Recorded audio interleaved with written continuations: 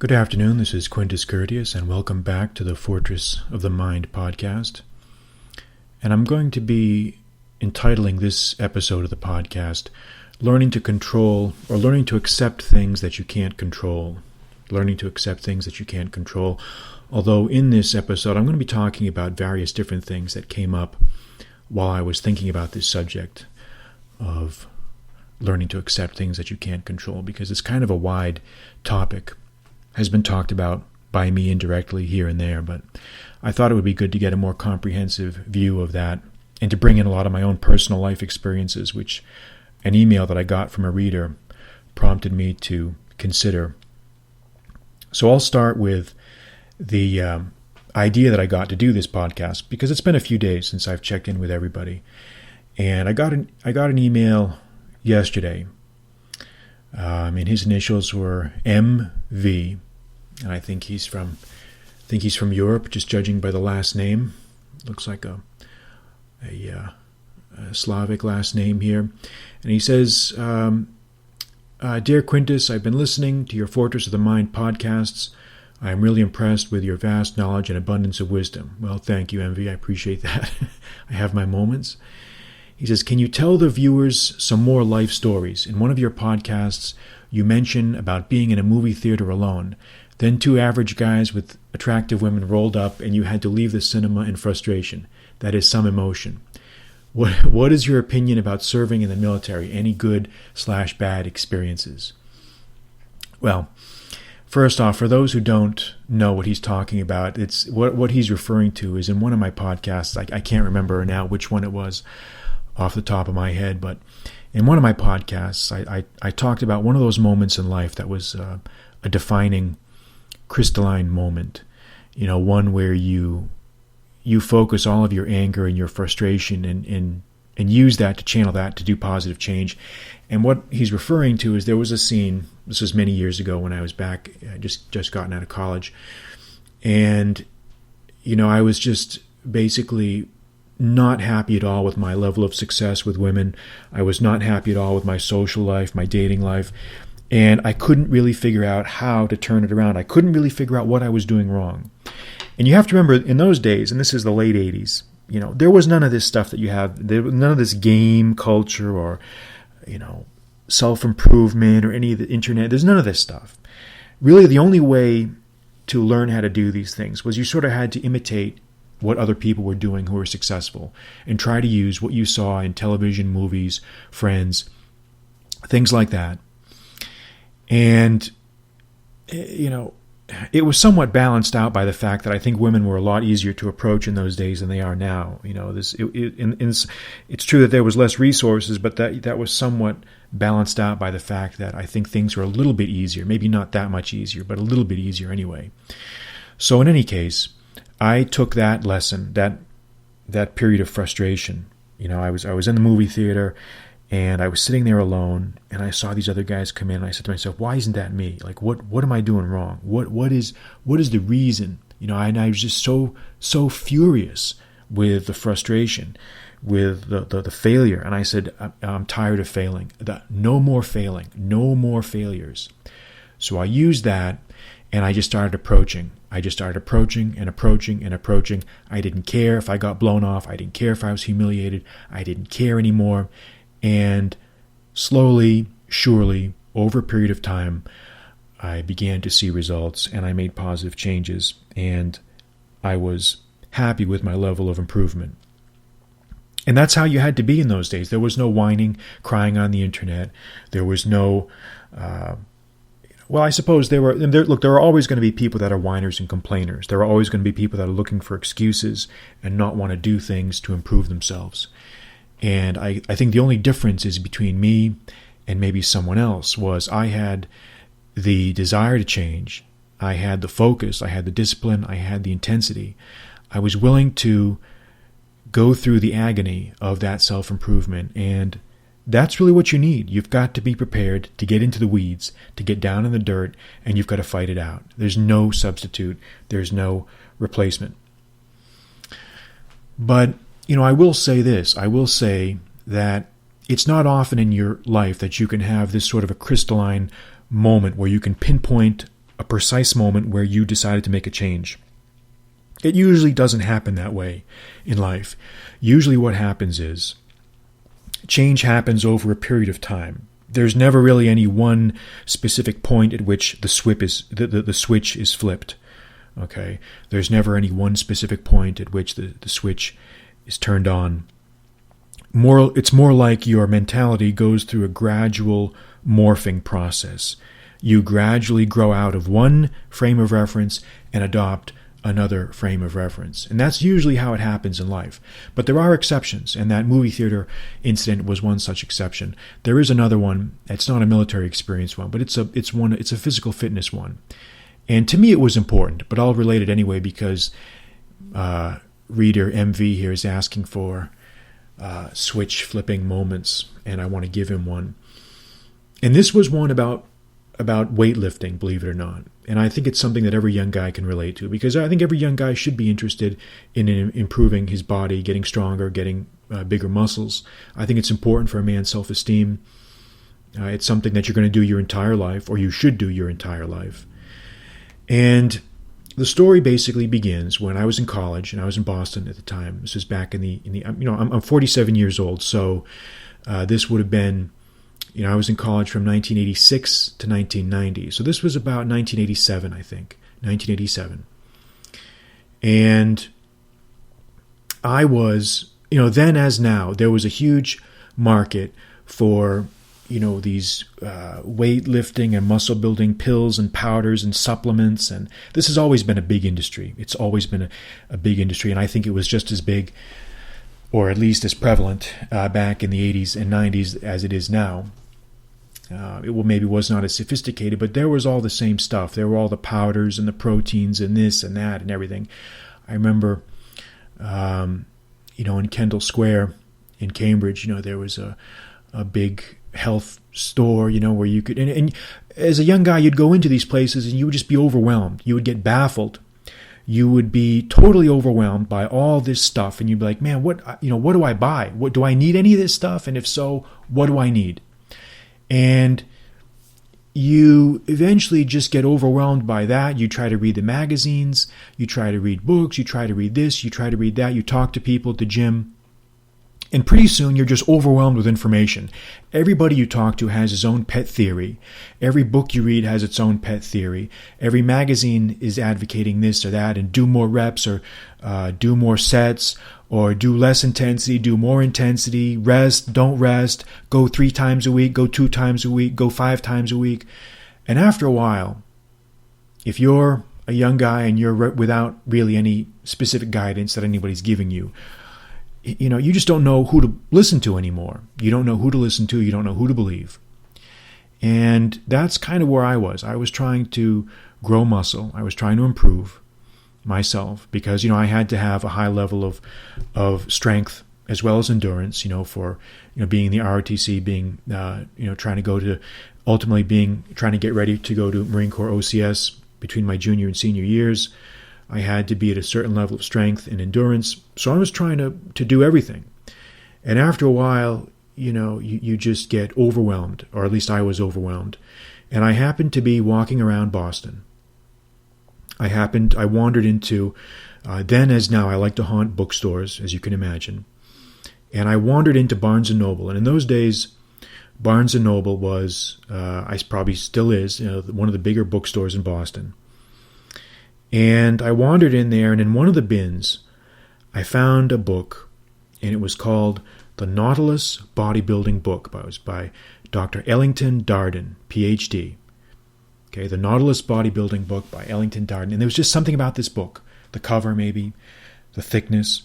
And I picked it up and I started reading it because I had seen these Nautilus machines, in the gym. And then as now, there was the big debate that everybody always has. What's better? Are machines better? Are free weights better? Or is a combination better? Blah, blah, blah, blah. All that stuff. So I started reading this book, and I said to myself, man, this has the ring of truth here. This book actually gives you a specific program to follow. And it basically says how so many guys waste time in their workouts by doing too much too many repetitions, too many sets. They overtrain. They do too much. What they don't do is they don't focus on intensity. And the author's view is that if you want to build muscle, you have to work out less frequently, but with more intensity. You have to work out the whole body. You have to use exercises that activate the full range of the body's potential. You have to, do the legs and the middle and upper body all at once to stimulate. It's a whole philosophy, okay? Now, I don't want this podcast to turn into a big debate where people email me and they say, "Oh, you're full of shit, Quintus, and, free weights are better, and Nautilus sucks, and, he's wrong, and it's been proven," and, again, because you were getting right back. The truth is I don't know anymore who's right and who's wrong. All I know is what works for me, okay? All I know is what works for me. And at least with this book, I got a program, I got direction, I got guidance that seemed to work. And I had the conviction to put it into practice. In those days, Nautilus was, maybe still is, I don't know. I heard the company was bought out or dissolved at some point. But in the late 80s, Nautilus was the big machine company for weight rooms, at least as far as I could tell. And I used to love these machines, man. They had things that you just don't see anymore. They had these compound machines like compound chest, where you could do like flies. You could do flies with the chest, and then follow it by a compound, other exercises.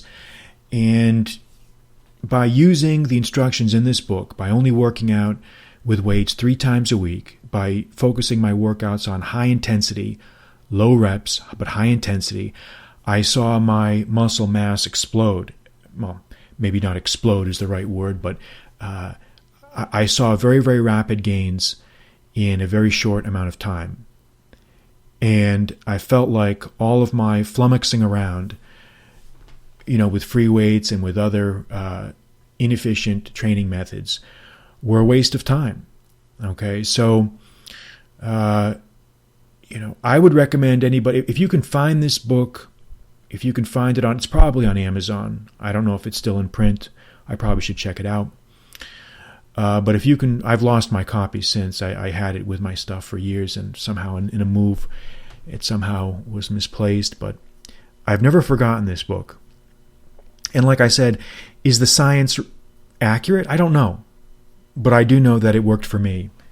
And it gave me a roadmap. And sometimes that's what you really need. It doesn't really matter so much if the guidance is perfectly correct, if it's ideal. At least it was right. Now, I do tend to think, as I've gotten older, that I think the best workout method, at least for me, is to use a combination of free weights and machines. Because I think the bigger thing of any workout is not to fall into a rut. You've got to do things that get you variety, if only for mental and psychological health. You can't do the same workout all the time, because then you will see plateaus. You will plateau off, and you will not improve, and you will stagnate, and you'll just lose interest. So that is another one of my moments where I can pinpoint a specific time where I actually, a switch was flipped, and I made positive changes and growth in a certain direction, and that was with muscle building. And you can say that it's not that important, but for a young guy, it really was important. It really was, because it's nice to see your energies and your work to pay off. It really is nice to see that happen. But most of life is not like that. Most of life is growth happens gradually. It doesn't really there is no eureka moment. There is no Archimedes moment where you leap out of the hot bath and you say, I found it, eureka, eureka, and you run down the street with a towel hanging off your waist. It doesn't happen that way. And one of the best examples of that, I think, and the emailer here talked about experiences of serving in the military. And one of the best examples or illustrations of the gradual enlightenment as opposed to the rapid enlightenment happens with the putting into practice leadership traits and principles. And not a lot of people talk about this. And I think it's because not a lot of guys out there who have podcasts, who write blogs, they've never been in leadership positions. They don't know anything. They're basically lone wolves who've never really had legitimate jobs, or do not their work experiences are spotty at best. And those of us who actually have had leadership experience, have had experience building businesses, or been in leadership positions, or actually done these things, know that this stuff is not something that you can just lecture someone to in a podcast. You actually have to live it. And when I was when we go to the Marine Corps OCS between our junior and senior year in college, they made us memorize. Actually, even before we go there, we had to memorize the Marine Corps leadership traits and principles. And you memorize these things, and you recite them by rote, but they don't really mean that much to you until you've had a chance to see them in action and put them in practice. And you put them in practice when you're out in the fleet and you're actually in positions of leadership. And even after that, after you get out, you've got a business where you're servicing clients, you're dealing with people, which is what I've done for 17 years, and you're dealing with people. You actually see how these things play out in the real world. So I'll recite them just because I feel like I want to, and they've always stuck with me. These are the Marine Corps leadership principles, and they are these. It's know yourself and seek self-improvement. Number 2, be technically and tactically proficient. 3, develop a sense of responsibility among your subordinates. 4, make sound and timely decisions. 5, set the example. Very, very important. 6, know your people and look out for their welfare. 7, know your people, or keep your people informed. 8, seek responsibility and take responsibility for your actions. 9, ensure assigned tasks are understood, supervised, and accomplished. 10, train your people as a team. And 11, employ your command in accordance with its capabilities. And that's a good one too. In other words, know what your limits are. Don't overstretch. And the young guys recite these principles, and they need to do that. It's good. That's the first step in having things sink in. But I would guess that for most people, this stuff doesn't really resonate until you've actually lived it, until you've been there, until you've done that. And that's when it really starts to sink in. So I guess my point is that there are times in life when enlightenment and advancement will come instantly. You will have that moment of clarity. You will have that moment, like I talked about, the movie theater moment, the Nautilus bodybuilding book moment, where change will happen immediately. And then there will be the rest of life, most of life, which is things come to you gradually. And I had a chance to think about this recently, a lot actually. I had a chance to think about this recently as I'm working my way through this book. It's an audio book I'm listening to. It's called River of Doubt. And I've written an article about it, in the past few weeks. It was about ex-President Theodore Roosevelt's trip down the Amazon, one of the Amazon tributaries called the Rio da Dúvida, River of Doubt, with the famous Brazilian explorer Cândido Rondon. It's a great book, just on so many levels. I just love this book, and I recommend it. If you guys haven't looked at this book, you need to read it. It's just, at least to me, I just love adventure stories. I love true stories of character under duress. That's what I've been writing about for 3 years, so you can imagine why I would like a book like this. But anyway, one of the things I've been thinking about is how tragic. For me, my experience in the military and my experience as an attorney, one of the biggest tragedies, or one of the most frustrating things for me to wrap my mind around is, you can't help people when they don't want to help themselves. You can't save people who won't save themselves. If someone will not participate in their own rescue, if they will not do what they need to do to pull themselves out of the funk that they're in, or the plateau that they're on, or the dark place that they're on, you can't do anything. And this sounds like not a big deal, but it is a big deal, because for those of us who are action-oriented, who like to take action, who like to perform, who like to try to take steps to solve problems. It's very difficult for us to accept that there are some problems that we cannot solve. It's very difficult to accept that there are some people we can't help. It's very difficult to accept that there are some things that you have to just let it ride out. And that is a hard lesson to internalize. Let me tell you, it is very hard. Because, in my job now where I meet with clients, I have to advise them on how to get themselves out of their problems. There are some people that don't want to hear it. There are some people that don't want to solve problems. There are some people who want to complain. They want to whine, or they want to bury their head in the sand, or they want to avoid the problem, and they don't want to solve the problem, And it's a very good lesson to say to yourself, does a person want to fool around, or do they want to solve the problem? And that is the type of question that you need to ask yourself when you're faced with someone that you're trying to help, but the advice is falling on deaf ears. And how I started to think about this was the example of Theodore Roosevelt's son, Kermit, who accompanied him on this expedition along the Rio da Dúvida, the River of Doubt. And Kermit Roosevelt is just a very tragic story. Nobody knows about this guy, but he was one of Theodore Roosevelt's sons. A very, very brilliant kid, very successful guy. He was one of these guys who had an incredible facility for languages. He spoke and could read, I think, 5 or 6 languages, including some of the hard ones like Greek and Arabic. And he was a guy who threw himself into the action. He was a guy who was a problem solver. He was a fearless type of guy.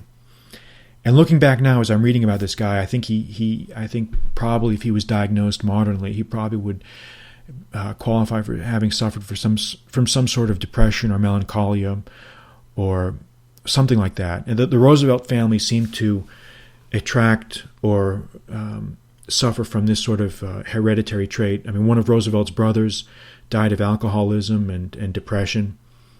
I think Roosevelt himself probably suffered from it. But in those days, you didn't have excuses to fall back on. You didn't just self-medicate or take a few pills and whine on the internet about it. You had to either solve it or you died.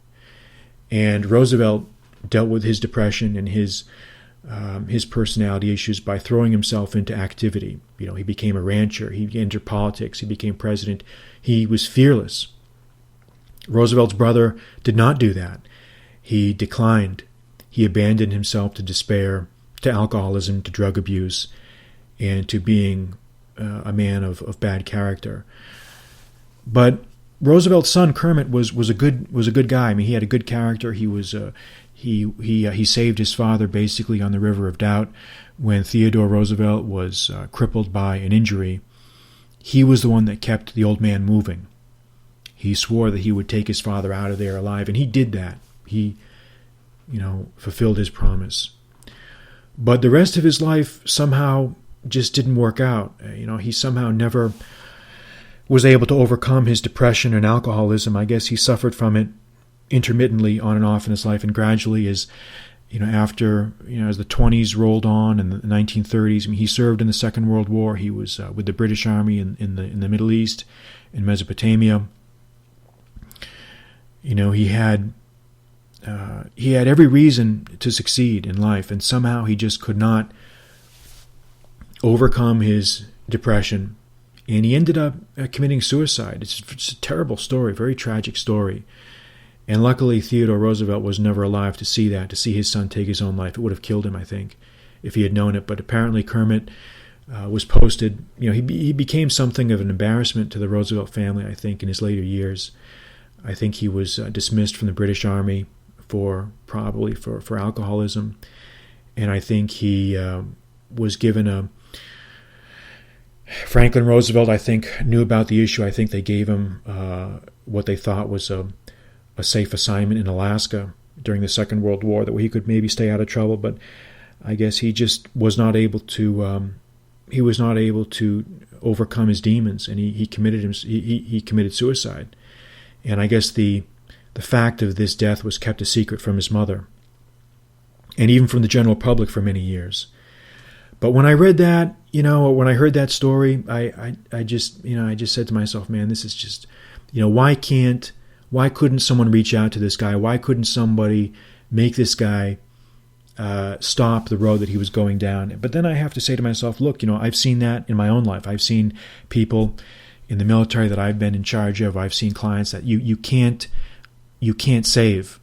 You can't save them. You try and you try and you try again. But if someone is unwilling to participate in their own rescue, you can't save them. You can't force someone to improve. You can't force someone to get out of the darkness that they're in. Unless that person takes positive steps to get beyond where they're at, the best advice in the world is not going to do anything. And for me, anyway, that has always been a difficult lesson that I've had to remind myself of over and over again. I've always known it, but it's one of those lessons that you have to learn and relearn as you go through life, because you're going to see it played out over and over again. Again, I saw it just last week. on Netflix. I was bored, and I saw this documentary of the British jazz singer Amy Winehouse, which I'm sure everybody knows. And I'm not a big fan of jazz music or female vocalists. I don't know much, but I saw the documentary and I figured it was worth watching because I had heard about her, and she died a few years back of alcohol and drug related complications. And I guess I wanted to see the documentary because I had heard some of her music. On the gym they play her songs, and when I first heard it, I said to myself, man, this is an incredible vocalist. This sounds exactly like one of those old jazz singers from the 50s, the Sarah Vaughns, the Etta James, these, and it was incredible. I mean, frankly, to be perfectly frank, for a white girl, and I guess she came from a Jewish background, a white girl, it sounded just exactly like a black female vocalist. And I know that's the trend now. That's the that type of singing, that type of vocalist style is what's popular now. But she was able to replicate that old school style of singing to an incredible degree. And these songs really, I really touched me, really resonated with me. So I wanted to see this documentary. And I saw it and I said to myself, man, this is such a tragedy. This is someone who had this natural talent, and yet either her family or the people around her allowed her to become consumed by the accoutrements of celebrity and the emoluments of the celebrity lifestyle. And this person ended up eventually self-destructing. But then, I have to say to myself, because we see this pattern so many times with celebrities. Another one of my favorite vocalists, the lead singer from Alice in Chains, Lane Staley, incredible singer. I mean, when I first heard this guy's songs in the 90s, I mean, I was haunted. I mean, this certain singers will just touch you. Just the way the voices sound, the words that come out of the mouth, and the way the vocals come out. And Staley was another one of these guys, another one of these vocalists. And again, another guy that slid down the path of drug addiction and eventually self-destruction. And you say to these Amy Winehouses, the Lane Staleys of the world, you say, why can't anyone do something to stop this when they see it? But then you have to say to yourself, you have to remind yourself that, if the person themselves does not want to participate in their rehabilitation, nothing you say and nothing you can do is going to change that. Yeah, the families and the entourages around these celebrities share in the blame, but ultimately the blame lies with the person themselves. If they lack the self-esteem to solve their own problems, if they lack the will to get out there and fight for their own survival, then nothing anyone says is going to do any good. And that, to me, is one of the lessons that I've had to learn. Besides all the leadership traits and principles, they should add that on. You'll never see that added on as a leadership trait or principle. Maybe I'll do that, for my own list, which is, don't try to save someone who won't save themselves, because, they'll pull you down with them. They'll break your heart. They will frustrate you. They'll cause you to siphon off a lot of energy that's useless and unnecessary. Because there's a problem There's a real problem when you care more about the person that you're trying to save than they care about themselves. And I've had to learn that a lot as an attorney who services clients. There's something wrong. When I care more about the survival of someone who evidently doesn't even care about it themselves, then there's a problem. And that's the advice that I think I would want to impart to this guy who sent me this email, Mr. MV in Eastern Europe. You can't save someone who won't try to save themselves. So remember that. And with that, I will wrap up this podcast. I think we've talked enough about those issues for now. And this was brought to you courtesy of Fortress of the Mind Publications. I'm Quintus Curtius. And until next time, you have a good Sunday, and we will revisit here again soon. Take care.